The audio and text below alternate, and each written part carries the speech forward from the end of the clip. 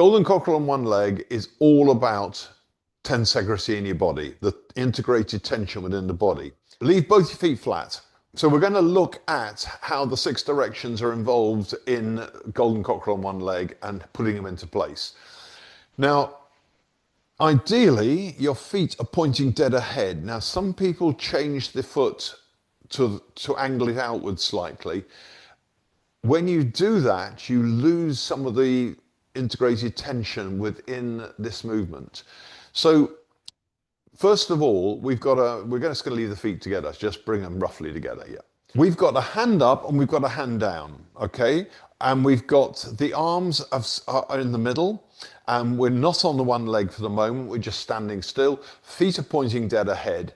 Would you push this hand down and would you lift this hand up? Start in the middle and lift with the wrist, and you push down and up and just lift up. Now, that's the first thing about it, that you have to feel as though the up and down are absolutely like the builder's bucket. Pull on the rope and up comes the bucket. Yep, it's that feel. We have to get that simultaneous opposites taking place. So you start in the middle and you go push down and up, okay? And then the fingertips lift.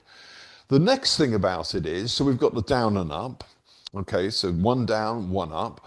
The next thing is your body is going to turn to your left so that your right hand, and it's this bit of your right hand, is pushing towards your screen, but your feet haven't turned.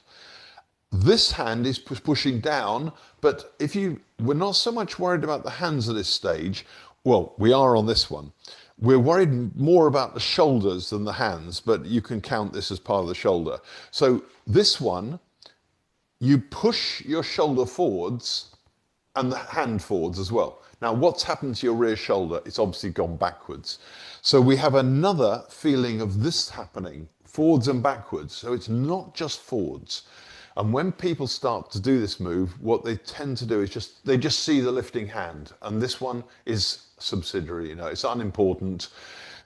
But we need to make both hands equally as important. So you start here, and we're going to push down and up. So lift up and turn your body. So you are now looking through this hand here. Yeah. See, I'll just move it slightly to the side so you can see it actually should be there. Wrist and shoulder, same height. Therefore, index finger, tip and nose, same height. Your shoulders have turned towards this leg. Yeah. As much as you possibly can. So you can see how we're putting various bits of tension into the body, but then we're going to integrate all those bits of tension.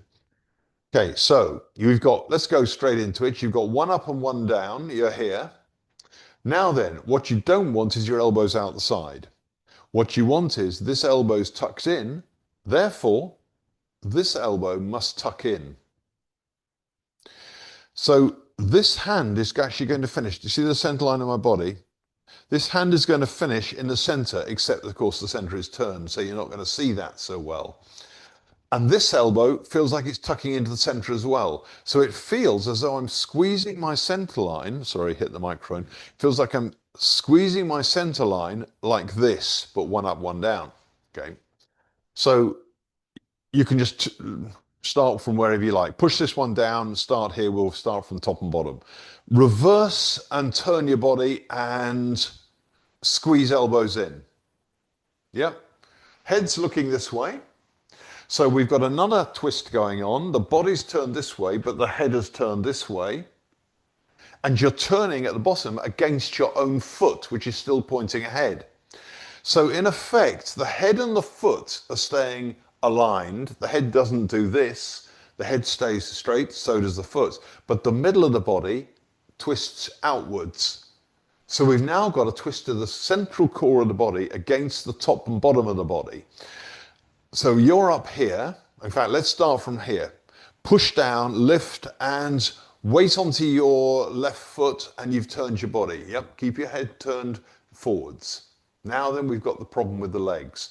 So you can feel that already this hip is wanting to come round because you've turned that way. So, of course, your knee has to lift at this point. So we go turn, leave the hands out of this for a second. turn, release the heel, and lift. Now the knee points straight ahead. Now we've got a hip which has also done a turn. Because you've turned the body, this hip's gone backwards, this one's gone forwards, and in effect it's like kneeing a football, like this. So if we just do some quick kneeing of the football, feet parallel, dead ahead, put your weight on your left foot and just knee the football, put it down. Knee the football, put it down.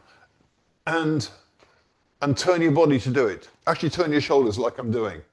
Turn your shoulders over the leg. Good, okay, so that's the principle behind that. It's not over yet. So this hand has gone up and the knee is going to meet the elbow, which feels like it's sinking to meet the knee. Now, if you watch me do this from the side, you'll see that the elbow actually does sink to meet the knee. So when I go push down and I lift up, at the moment the elbow's lifting, but as I arrive, it sinks to meet the rising knee.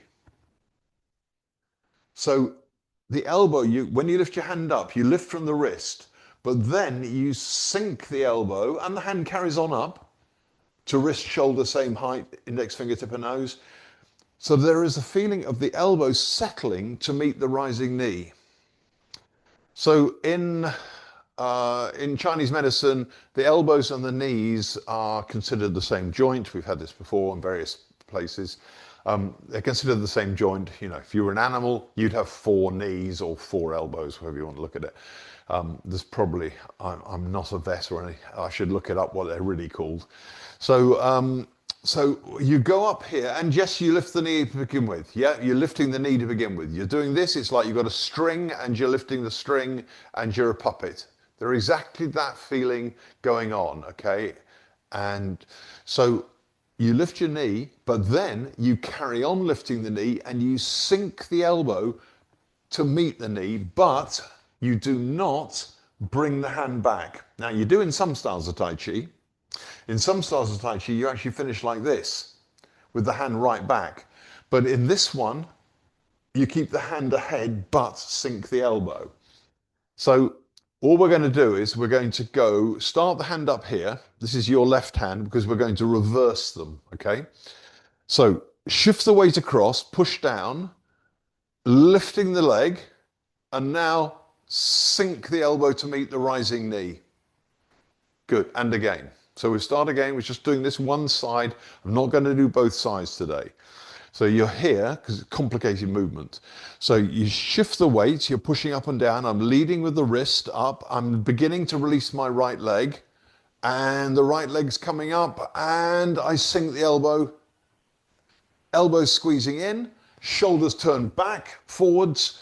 Elbows meeting there. Elbows meeting the knee. Head, foot, facing the screen. We've got all these parameters squeezing you into the middle. And we've left one out. So far we've looked at forwards, backwards, left and right, and general squeezing into the middle, which is your center.